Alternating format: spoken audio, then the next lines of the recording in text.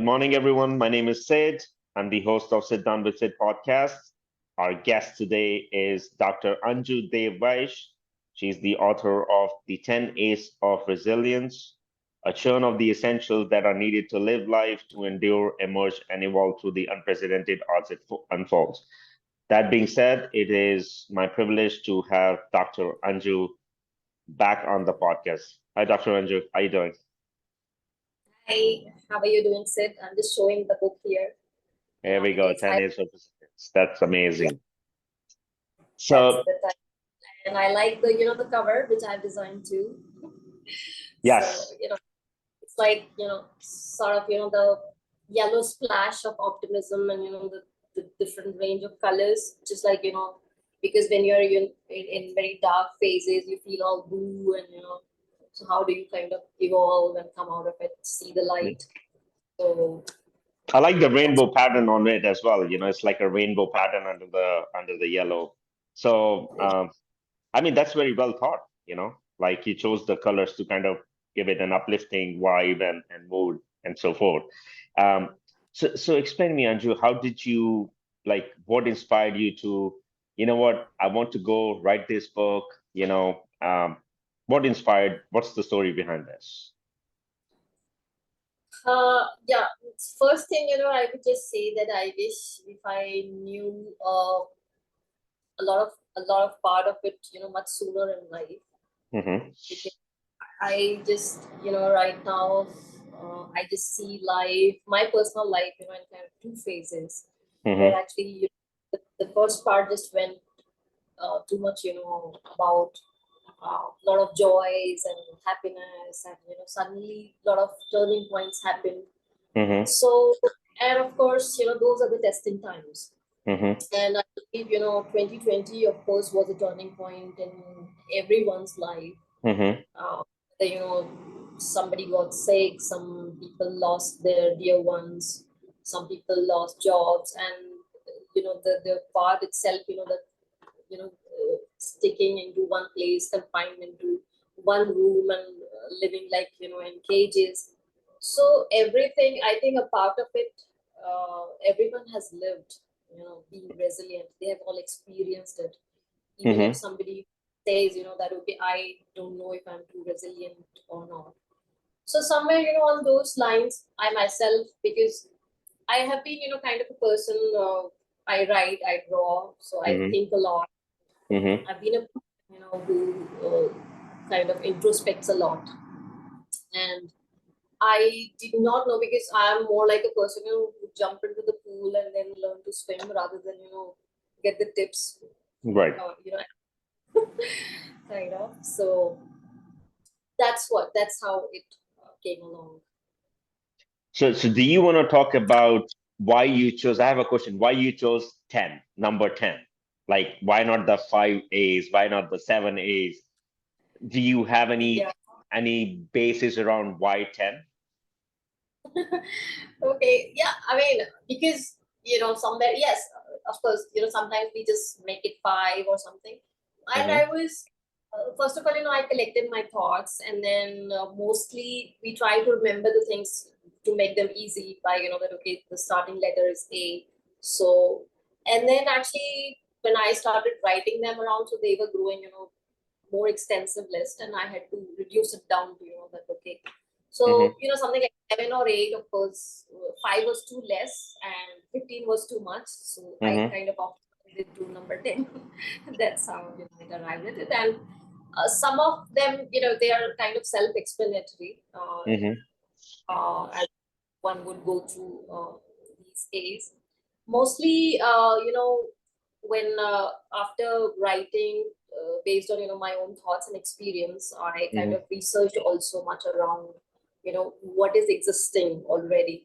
So Mm-hmm. I did not feel anything similar, in Mm-hmm. terms of the, yes, most, people do talk about, and there are very, great research, psychologists and all, they have mentioned, very many things, but it's a bit different from that. Okay. Okay. And then do you want to give our audience a brief synopsis of what are the 10 A's? Did you choose them in any sequence, or you just went with the flow, while you were writing the book. As you said, it's your personal, the endeavors that you went through that inspired you to write this book. So would love to hear, if you want to give us, Sure. please go for it. Before that, if you allow me, I would want to know, um, what is your take on resilience? Like, what comes to your mind when we say the word resilience? Well, for me, it's a comeback. For me, it's fighting adversaries, coming back. And that's why, I mean, you mentioned it's a churn of essentials that are needed to live life, to endure, emerge, and evolve through the unprecedented odds it unfolds. So pretty much, life happens, things come, you know, as nothing is predictable. So sometimes unpredictable circumstances happen, and it's those challenging times. So for me, resilience is a fight back, a comeback. That's what comes to my mind. Absolutely. So yeah, I have kind of I've taken the liberty because I do illustrations and cartoons and all also. So I've taken the liberty of representing what I mean by the word resilience, and I think the best what comes to me is very close to how you have described it.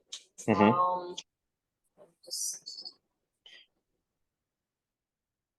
let me take a look if I have it right here. But as you say, rebound. So I have just used the metaphor of the shock absorber in a vehicle. So kind Mm-hmm. of for me, if suppose somebody just says, okay, what's resilience? It's like a rubber mat, a cushion, so that Right. you don't the injury. It's kind of Got like it. a spring, the force, so Got you it. would not get. So pretty much like your vehicle on the road. So life is the journey. I mean, it's a long road which you go through, and definitely these kind of odds are going to come to you in one or the other form. So the more you're prepared to kind of absorb those sort of odds or those sort of shocks, um, that's kind of going to protect you, make you rebound. So the same thing, the formula which goes here, withstand, hope, regain, and grow. Okay. So of course, I mean for any this kind of a thing, it doesn't end there because you have to live, you have to move Correct. on, and you have to meet your expectations as well.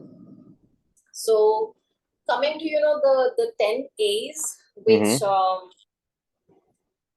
so like uh, yeah first thing like you would yourself say that okay, it's awareness. You would say that okay, awareness is really really an important point whenever Absolutely. we right. But I have started this thing with acceptance, because I myself felt that okay, are we all really really that aware? Because awareness itself is very subjective. Right. In our day-to-day lives, we are all aware, the tasks that we are to do, we will just make notes or, mark in calendars or stuff like that. So that's an awareness at a different level. Mm-hmm. But awareness of the holistic awareness, and most importantly, how you're observing your own self in your behavior, what you go through inside, because people around you have different notions about you, Mm-hmm. but what you know about yourself, do you care to listen to yourself? Do you observe yourself? Mm-hmm. You know, that's awareness. And as per the research also, and I would reckon that it's true that only 10 to 15% are truly aware. And it comes out of, a lot of practices, coming from India, we know about the sages and all, who do a lot of this meditation, those sort of practice. And meditation, not simply the relaxing sort of meditation, but really the dhyan meditation. So let me ask you, So Dr. Anju, sorry to interrupt you. So all these A's that you have picked up, you have done your research and figured out, say, for example, a percentage of what is general audience uses in their life, and then you're just trying to kind of elevate that to increase that percentage. Correct me if I'm wrong. um, not really that okay. I researched. I of course followed my thoughts, Mm-hmm. and in that I figured out my own struggle. So that's where mostly uh, awareness is something which I myself thought, and then yeah, when I looked up, then people also do mention about it, that, okay, you should be more self-aware when you are practicing these kind of things for your mental strength to build resilience and all. And that's where I do mention, the acceptance, the first A in my book, acceptance, before even awareness. Because like I mentioned, only 10 to 15% are truly aware. So whenever you are in a situation, unless you accept that, I mean, you can work on building awareness in parallel, but first and foremost, the thing is to accept, that, okay, now this is what it is. Suppose we just talk about, that, okay, now after, a lot of talks are about AI and losing jobs and all that. Right. We must accept that it is. Now this has happened, and now, the jobs are going to go in that direction. But if suppose we keep on denying, and, change is always a difficult part. I myself, handled a lot of change management in my career. And people are wary of technologies and, the changes coming along. Or say any situation in life, maybe the job crisis or, any health challenge, right, anything that the first thing, if suppose you remain in denial, then you won't be able to work around it. First, when you accept, then only you will be able to take the next step, to kind of work around it. What's the best to deal with the situation? That makes sense. Right.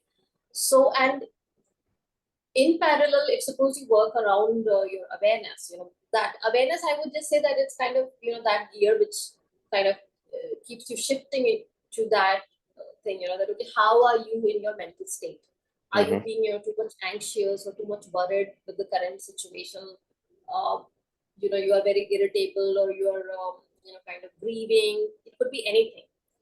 So then you have to, kind of keep calibrating your range of emotions. And the next of the A's actually follow around that. So the other A's are actually kind of accountability. Yeah. That you just, kind of take foremost your own accountability. You are accountable for your own self. Self-love, self-care, and something, that like making your own goals. If suppose a situation comes, that, okay, you really, like, a lot of moms, when, the kids are born, they just have to take a step back for their careers and everything. But at that moment, they can really be, accountable for their own desires as well. That's the responsibilities which have come along. And for that, the next A which I've taken is, having an aim, like building association and the line of action around it. So those are the next 3 A's. So, and I feel that to have resilience, it's very, very important to have some goal. Sometimes, like, and that's again, based on a lot of personal experiences, that something uneventful really happens, and you just lose completely yourself. You're grieving, you lose hope, you don't feel like doing anything. And the more you linger around in that state, you might just get into depression. Right. And from there, actually, you have to come back to the part of awareness. Because that's why, awareness is the key thing. Got it. A lot that I would say is like, your the calibration meter, that you have to keep coming back to it and figure out, whether all the other range of A's are falling in place based on this. Right. So, got it.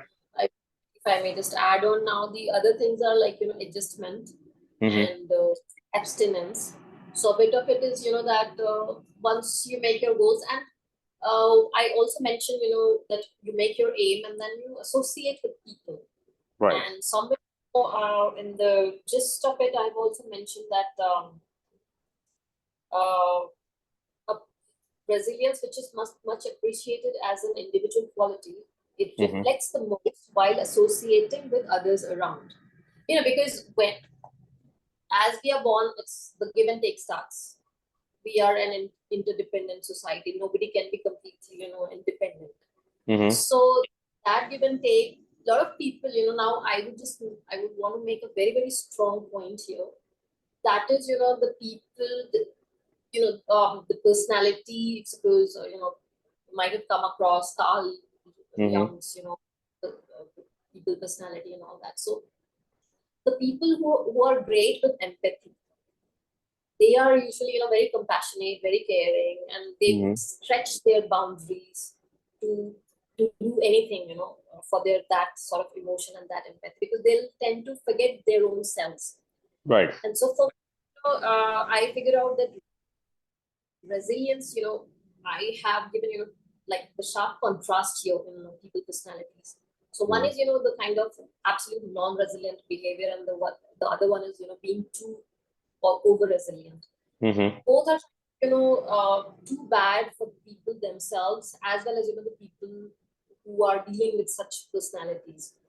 Because the non-resilient will be, kind of that, okay, as you see, the spoiled ones who might just throw tantrums for any bit of a thing, that okay, they are not getting what they want. Something as simple as maybe, if in a restaurant they don't find a tissue paper, and they will be very irritable about it or stuff like that.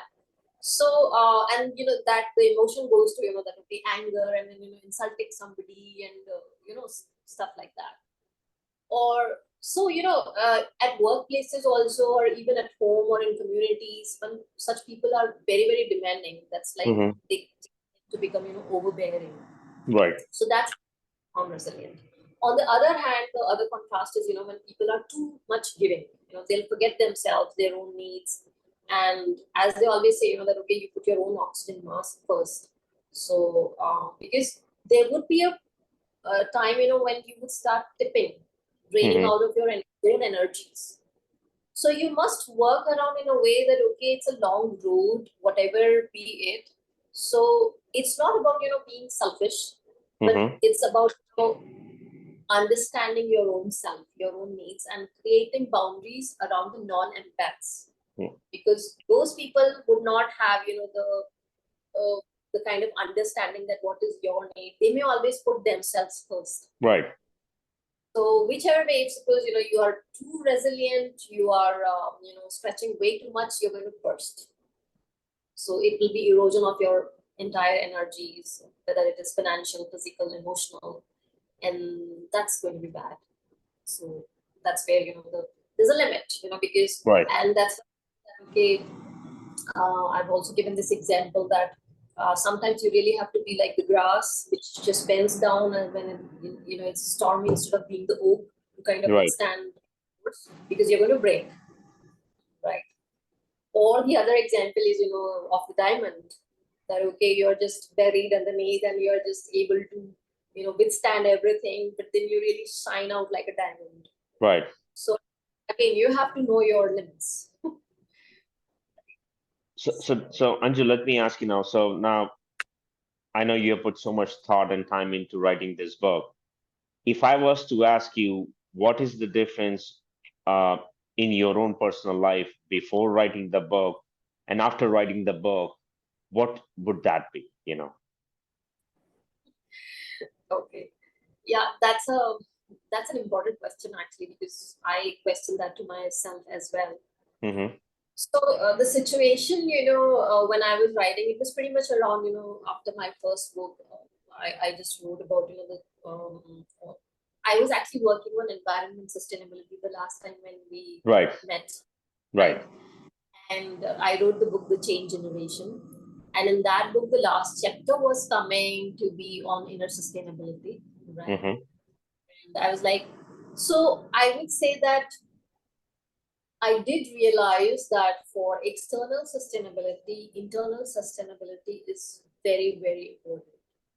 So, and I had ended that book with that last chapter, and I had covered a lot of stuff about this inner sustainability, and from there I had started my journey already on a lot of part of self-awareness, and but I did realize that it's again very difficult, because you might be working too much upon yourself, managing your emotions and all that. So until unless you really have an effective way of communicating with the other people around you, working all by yourself, only on yourself, is not going to work. Right. So The change in me, I would say, is that yes, I have evolved in terms of knowledge, in terms of awareness. I have kind of slowed down in absorbing the things and maybe even reacting to some extent, right? And but yes, still it's always a lot of work. I am still only at the tip of it. I would just say that because life is really a guru. I just say that life Right. itself is a guru for So, anyone. and then, I mean, have you received any feedback from the people who have read your book? And I know your book is available paperback as well as Kindle on Kindle edition on Amazon, and we will actually put the description. We will put the links of those in the description below in the video as well. So if people want to go buy, read, that would be great. But my question to you is, what has been the feedback so far from the readers who have read your book? Have you received any criticism, or is it all good words of encouragement? Well, it's been, I would be very honest, it's because I did reach out to, especially the people who are kind of, counselors or experts in the field. And so they did appreciate, the candidness, of course, the way it has come out. And they just hope, that, okay, if there were a little more case studies around. So I'm like, okay, maybe the next one would have it. But Hmm. they did like the idea of, presenting it this way, which could be, more memorable for anyone to follow kind of a formula that, okay, what are the 10 A's and, make their own small list. So for, that kind of a quick thing and, a lot of things which people kind of, in similar situations who are, Hmm. kind of struggling in any area of their life, they found it quite helpful that whenever, even I myself, when I'm too new, I would just flip the pages back and I'm like, Right. yeah, okay, I wrote it, I mean it, and okay, I'm going to stick to it. There are some very good quotes also from some other people. It's motivating. So that's good. Did So you? now I Did actually you? started. I started reading it, but I wanted to bring you on before I understand the whole concept of your book, as that will actually help me understand, read the story behind it. So and I know you're very honest and you like to write your heart. I mean, you're very transparent, and I like that about you. So what is next for you? What's the next chapter in terms of writing another book, or if you intend on writing in the next 3 to 5 years, what would that be if you have any? Okay. So yeah, I mean, I'm hoping because I do, there's a lot of thing which has started happening in India also about sustainability, and a lot Hmm. of youth are connecting with me in terms of sustainable development, about the environment awareness and all that. As I did a lot of projects and workshops around it, and now I am in a better position to kind of help them in the complete personality development, with the inner part as well, inner sustainability. And I think I'm just going to be sticking around it and working more around it. There's an interesting thing which I again recollect. As I mentioned that okay, I do cartoons, so Hmm. I had done a solo cartoon exhibit, and in that I had used a satire of sapiens. That okay, how Homo sapiens are becoming, plastic sapiens, or like shopaholics, so they are becoming carto sapiens, and so I had also done an angro sapiens. In fact, that's something which I'm giving a hint, that I'm working on it, managing anger and all that. So the reason is, a lot of people, especially my women friends, they came and they just said that, okay, this is who I am, angro sapiens. I become angry very soon because of the, given circumstances and all that. Everybody gets angry. So how to manage emotions. So this is of course a lot of work That's great. to work on Uh, as well. that's so. Just as a last thing before we wrap this up, if there is a message you want to give to the younger generation, what would that be? Based upon your personal life experiences, based upon your writing experiences, to the upcoming younger generation, what is your message to them? I would say that younger generation always appears to be, getting smarter over, over time, and with all the gadgets and now the AI thing also, they know already a lot. But if suppose I would just say that okay, instead of running around all materialistic things, get connected to the spiritual side of it also. The sooner you are able to, and why I say this again is for the self introspection, for self development, for self management. Because once you are able to manage your own self, you will be able to manage others better. That's great. It's always I always love our conversations, and I'm so glad that we were able to get you on here. I know things are a little bit busy, so I want to thank you very much from our end for accepting the invite, coming back on it, talking about your book, and we want to wish you all the very best, on your book and Thank you future so much. interviews. Thank you for having me, and I really appreciate. That's another A. That's The book perfect. of appreciation and affirmation. That's about it. Thank you. Thanks again. Thank you, Anju. It was nice talking to you. Okay, take care. Bye bye. Bye bye. Bye bye.